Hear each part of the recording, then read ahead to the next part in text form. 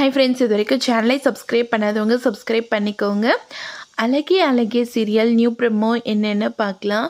மதியும் மலரும் நல்லா சாப்பிட்றாங்க. சாப்பிட்டு முடிச்சுட்டு மலர் சொல்கிறாங்க, சமைக்க தெரியலன்னு எல்லாமே சூப்பராக செய்கிறேன். நீ வேலைக்கு போகலைன்னா உன்னை இப்படி தான் அவங்க டார்ச்சர் பண்ணிகிட்டே இருப்பாங்க. உனக்கு பிடிச்ச வேலை ஏதோ அது செய்யும் மதி.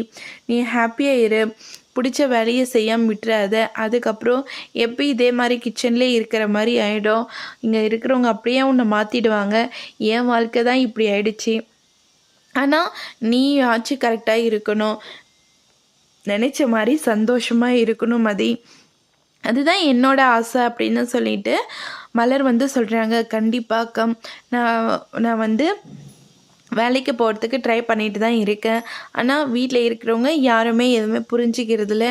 இவ்வளோ வேலை வாங்குறாங்க அப்படின்னு சொல்லி மதி ரொம்பவே வருத்தப்படுறாங்க.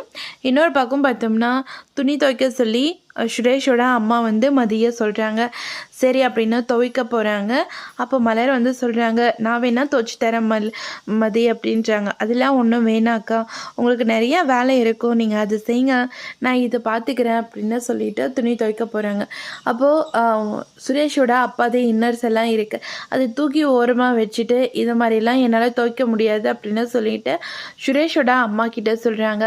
உடனே எல்லாரும் சாப்பிட்டுட்டு இருக்கும்போது எல்லோரும் முன்னாடியும் சொல்கிறாங்க, எவ்வளோ திமிரு இருந்தால் துணியெல்லாம் துவைக்க மாட்டேன்னு சொல்லுவா அப்படின்றாங்க.